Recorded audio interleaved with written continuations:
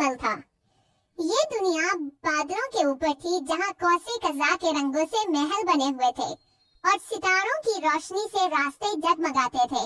जिमल के सुनहरी बाल हवा में झूमते थे और उसकी नीली आंखें आसमान की तरह गहरी थी।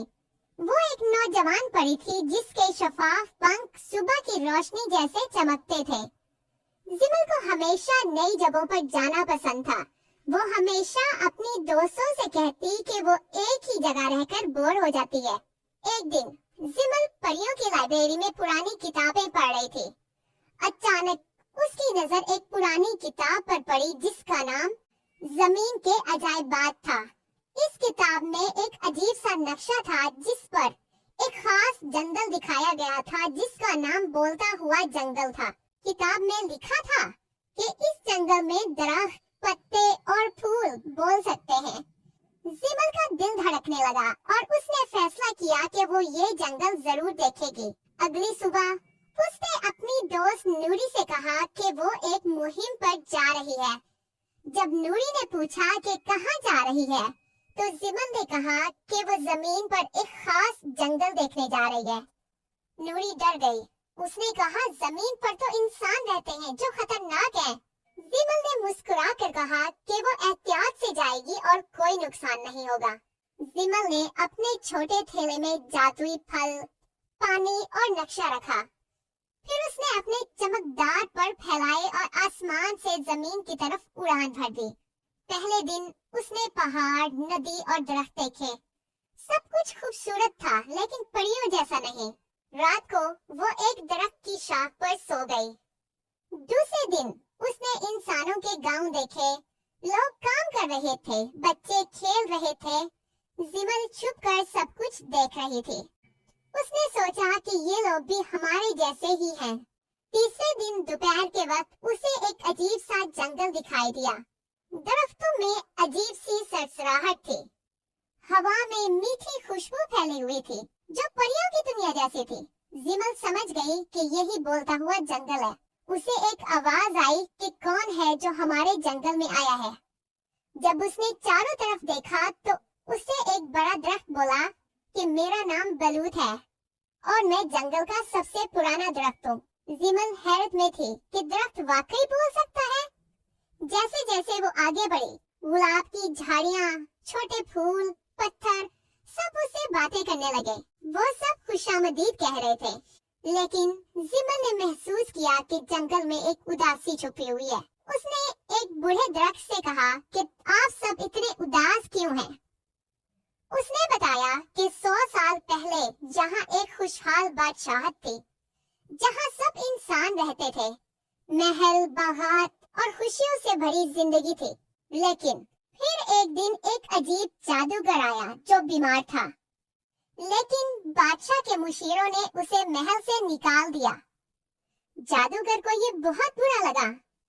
उसने कहा कि अगर तुम लोगों के दिल पत्थर जैसे हैं, तो तुम सब पत्थर और दरख्त बन जाओ। और फिर रोशनी की एक तेज लहर आई। सब इंसान, दरख्त, झाड़ियाँ और पौधे बन गए। ये सुनकर जिमल का दिल दुख से भर गया।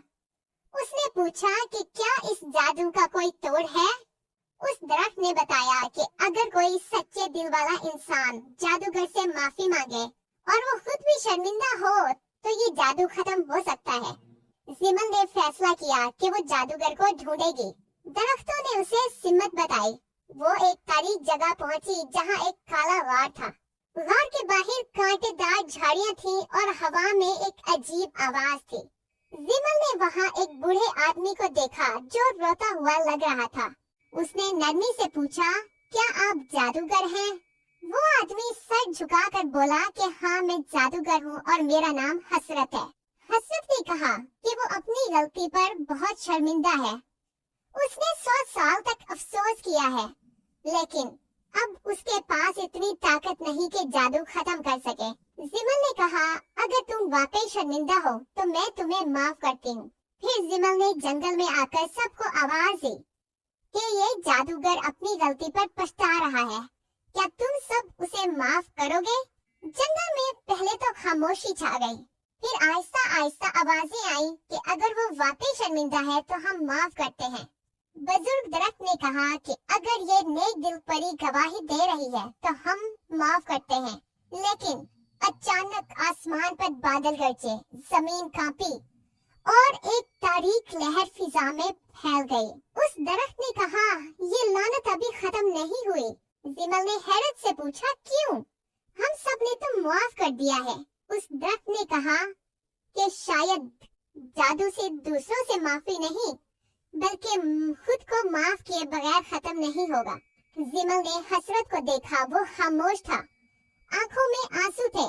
जिमल ने नरमी से कहा कि तुमने खुद को माफ किया? हसरत ने आहिस्ता से सर हिलाया, अब तक नहीं, लेकिन अब हाँ, मैं खुद को माफ करता हूँ। इस लम्हे रोशनी की एक तेज किरण फूटी, जमीन थरथरा उठी और अंधेरा छटने लगा।